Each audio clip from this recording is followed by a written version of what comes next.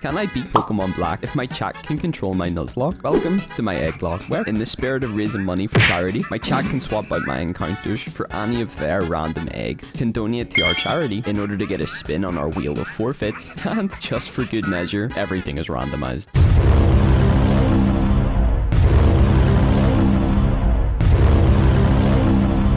So, despite our starter being this adorable little Aron, we really ended up with this.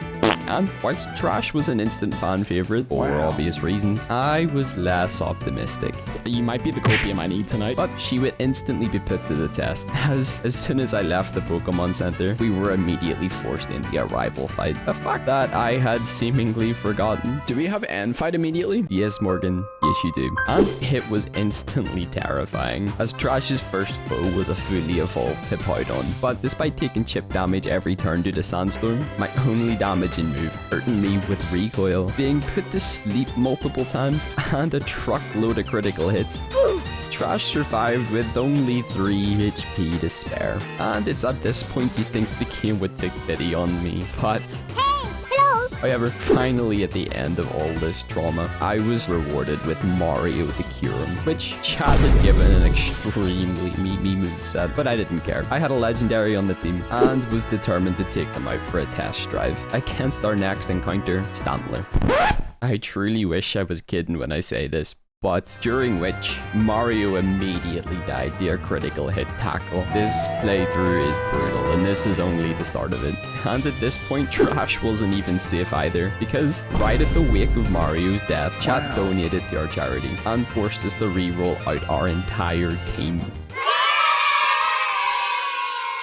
After catching the demonic Rudolph and picking out 2 brand new encounters from our box, our team was looking very buggy, but at least the chaos settled down for a while. With us surviving Route 2 with only 1 major incident, we made it to Stridon City, where we picked up the gift Pambor and swapped them out for Vegeta the Woolad. But before I could hop into our first gym fight, it was time for another spin on the charity wheel. And again, we had to re-roll another team member. This time, it was chat's choice who got the sack, and rather kindly, they voted to get rid of Frieza, and instead, we pulled out Bugsy the Drapion. Once our swap was complete, we hopped on in, and Vegeta made like work of a Landorus and a Garchomp, and just like that, we had our first gym badge. But before we could head on to Route 3, we had some mandatory story we had to take care of. Here we also picked up our encounter for the Dream Yard, who turned into the first Barry of the playthrough. I feel it's important to mention, whilst already having a sus amount of control over my game, chat also had full control over our nicknames. And, well, our mod Barry was fully abusing the fact that he essentially set up the entire egglocke for us. Thank you, Barry.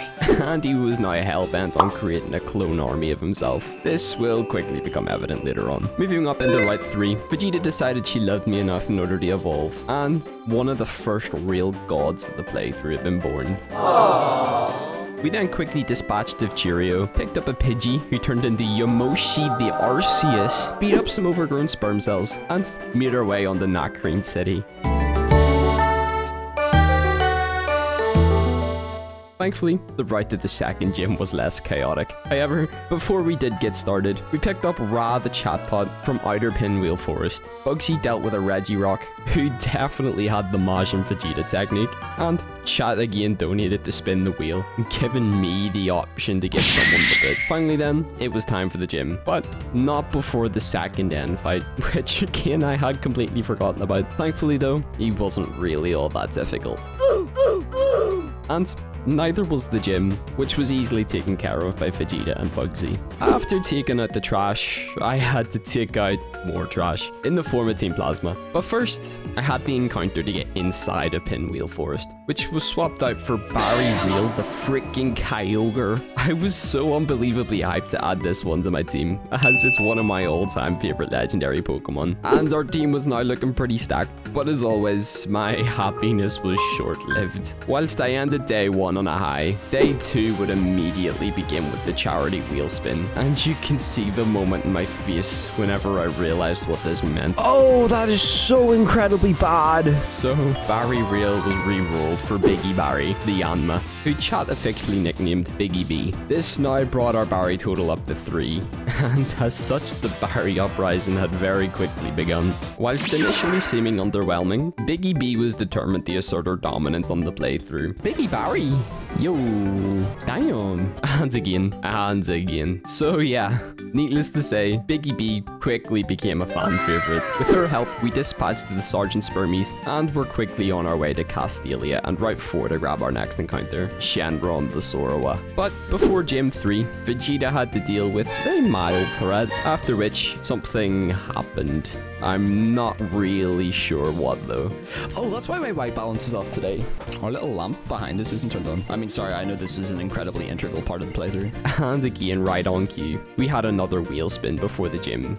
And I promise there are other options on here. We just seem to keep landing on the same 3 options. So we sacrifice Shenron to the Shadow Realm in exchange for yet another god. Not only is Snivy a top tier Pokemon, but chat were extreme Giga Chads when it came to this build, pairing Contrary with Leaf Storm, boosting its special attack 2 stages on a base 40 power move. Sanji was goated. After this, Biggie B, Bugsy, and Sanji all ran a train on the 3rd gym. I know we're really just flying through these gym fights, but they are legitimately just this easy. So, following yet another lackluster gym fight, I was expecting a very similar experience when it came around to the next Cheerio fight. However, he managed to give me my first real scare of the playthrough. Thankfully, however, Yamoshi and Bugsy were able to carry us over the finishing line. Next, I picked up a few fossils in the desert. We finally managed to get a good result from the Wheel of Doom,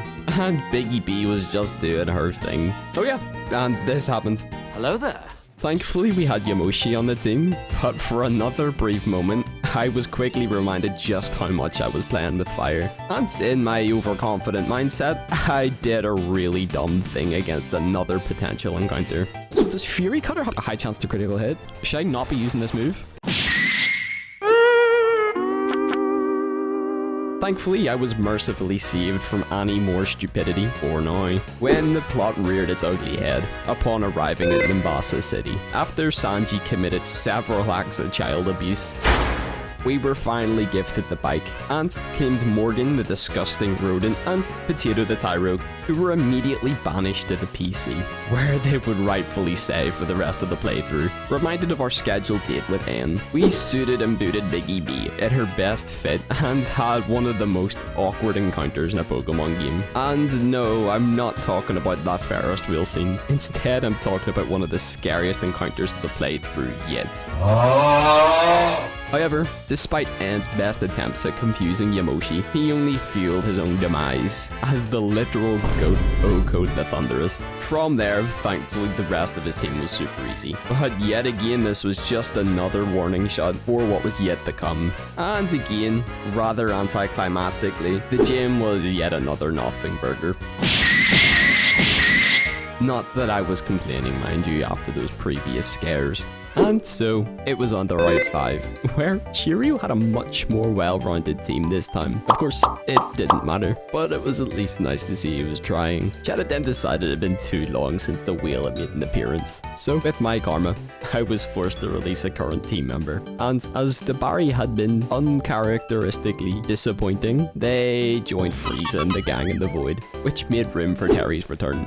And that wasn't the last of the changes, as at the beginning of the following stream, and say it with me now, we had yet another reroll. This time, it was Bugsy, who made way for the most crucial team member as of yet, Sexy Barry, who was immediately given the opportunity to defend the only fallen member up to this point. That wasn't to the hands of chat anyway. Vegeta took care of some other foes, all before reaching Driftfield City.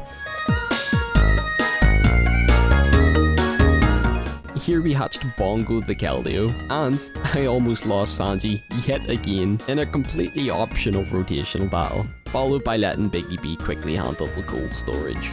We then swiftly moved on to the next gym, where, unfortunately, chat wrote Terry's name into the death note. in pure another shock, this was our first death in over 10 hours. And I was yet again immediately reminded just how fragile our team was. This was a huge wake-up call. But it's here, at the wake of Terry's death, I would like to introduce to you the true villain of the egglocke so far, my partner Lexi. You see, every single time an unfortunate moment had happened in the run, Lexi was there to kick me while I was down. Every team reroll up to now, Lexi. Every team member we had to release, Lexi. Every charity spin during the playthrough. Okay, well, not quite that far. But she was behind an awful lot of the unfortunate moments from the wheel thus far. And this time it was no different. Once Terry's crusty crab shell was still fresh, she swooped in with yet another dono. This time, we were forced to send Barry real to the void. This time, for good. Thankfully, besides a few legendary Pokemon, that Biggie B swiftly took care of. The rest of the 5th gym was relatively uneventful, but I will never forget the trauma that was left behind from Terry and Lexi. Thankfully, despite Lexi's best attempts at sabotage, the road to the 6th gym would be a simple one. But before hopping into Chartstone Cave, I decided to take care of a few loose ends and collect a number of encounters, and as such, Sorrow took up residence on the team temporarily, during which they somehow managed to take down an Articuno. How about that? I then proceeded to get lost in Chartstone Cave for 2 hours, during which I stumbled across yet another completely optional trainer, and one of the most devastating moments of the run occurred.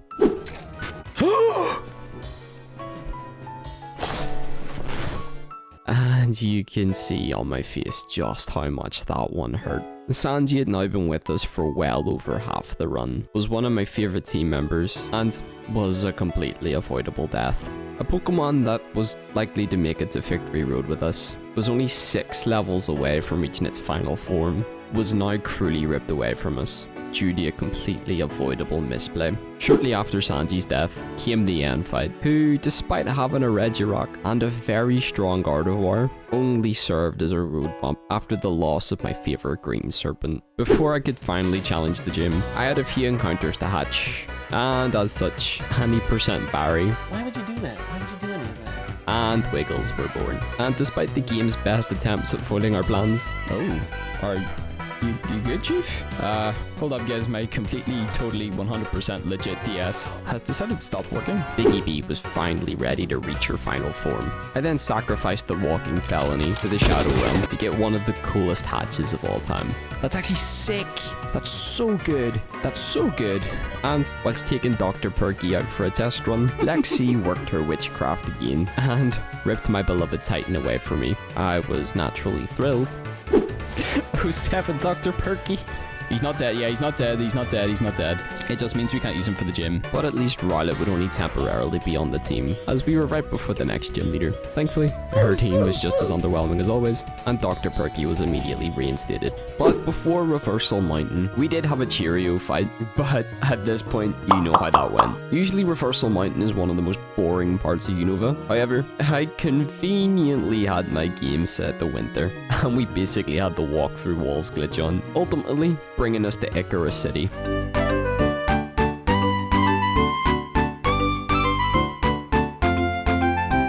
This makes this route the least problematic stretch of game in between gym leaders. It might have something to do with the fact that Lexi had left for holiday, but who's really to say for sure? Here we hatched around Barry and stored him away safely in the PC for the future, taking us to Gym 7, and to be honest, we all know how this went. The ice puzzle was legitimately the most challenging part of this gym, so having to find our thrill somewhere else, we stormed Dragon Spiral Tower, where luckily we bumped into Team Plasma. Unfortunately, once I eventually got past the floor puzzle, the grunts weren't really anything special, but we did make it conveniently just in time to see Anne awaken his dragon.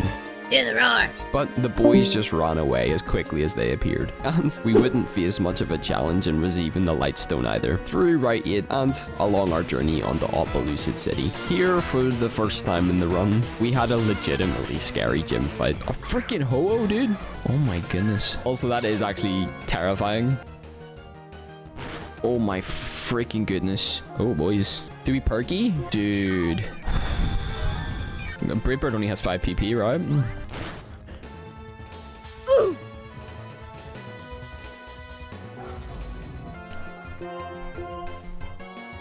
Perky's gonna be a big loss. That one hurt. Oof. Should have just went in with Yamoshi from the beginning. Man, my brain is so scattered. I need to pee. I need to decompress. We just lost one of my favorite members, man. Losing Dr. Perky sucked, and it was now the third of my favorite team members to bite the dust. So, to fill the void, Bongo was brought onto the team, who, in fairness, did do a really good job. He was just no Dr. Perky. Thankfully, Drayton kept in line with the other gym leaders and just rolled over obediently, but I was now staring at Victory Road, praying to Yamoshi that we didn't lose another team member before the Elite Four. Thankfully, someone was looking over our run, as one of the last encounters of the playthrough was Sanji 2.0. We then had one final rival fight before Victory Road, and I was really setting Churro up for a comeback story, but whenever you have a monster like Sanji 2.0 on the team, everything was futile. Just remember, you're always the villain in someone else's story. Sexy Barry then proceeded to flex his way through the entirety of Victory Road until I directly challenged yet another completely optional trainer. Have you learned nothing? It would appear my previous attempted prayers were made to the wrong god, as I seemingly spoke Yamoshi's fate into existence. As long as he doesn't get a crit with that, we're fine. Thankfully, despite being massively underleveled, the rest of the team pulled through and we finally made it to the Pokemon League, where we had some big decisions to make. Moreover, in the team members that would make up our final team of the playthrough, here we decided to retire Bugsy and bring in Round Barry as our new tank, and Tranner the Dialga would fill in the slot left behind by Yamoshi. And just like that, we had reached the ultimate challenge in any Pokemon game. 6 back-to-back grueling fights, with no access to any Pokemon Center, having to play smart and ration our potions. And, oh hey, would you look at that, and there's now a castle rising out of the ground. That's cool. The joys of a randomizer Nuzlocke, I guess. The gym leaders then showed up to help us out. I don't really know what they were expecting to do with the teams they had earlier, but it's the thought that counts. We were then greeted at the door by the king of all daddy issues before Sakrom appeared. We then gave birth to the other one before boxing it for all eternity. Next came the champion fight. We quickly U-turned out with Biggie B into Sexy Barry, who chopped his way through his first foe before I was confronted with one of the hardest decisions I would ever have to make. It's just a baby. Nah, just kidding. Mandibuzz then proceeded to get one shot by Sanji's second coming before I get yet another taste of my own medicine when our tank got critical hit by a Marsh Tomp. Wait a minute. Biggie B then really pulled through massively in order to take care of the threat before Sanji 2 did her thing yet again. And you would think the final Pokemon of the final trainer in the final part of the game was going to be a real challenge, an extremely difficult obstacle that we would have to overcome. But come on, have you been paying any attention to this run at all? But psych, I lied to you, as this game has 2 champion fights, but it appeared Sexy Barry hacked into the mainframe and gave us the most brain-numbing final fight of all time. And so, with a mixture of one of the best teams in existence, no cap, and Sexy Barry nerfing Getsis into the ground, the Nuzlocke had possibly the most anticlimactic end possible. But regardless, thank you all so much for watching this playthrough, and to absolutely everyone who sent in eggs. This playthrough wouldn't be possible without you. And to the creator of the egglocke, Barry, words cannot express how thankful I am. If you guys would like to see me complete the sequel and would like to submit some eggs for that, do me a solid and drop a penguin emoji down in the comment section below, just to let me know you're interested. And while you're down there, why not drop me a sub? You've made it this far into the video, so clearly you've liked something. Why not help a guy out? I've got plenty more challenges similar to this planned for the future, and plenty that are already up on the channel. So why not stick around and see what I've got in store.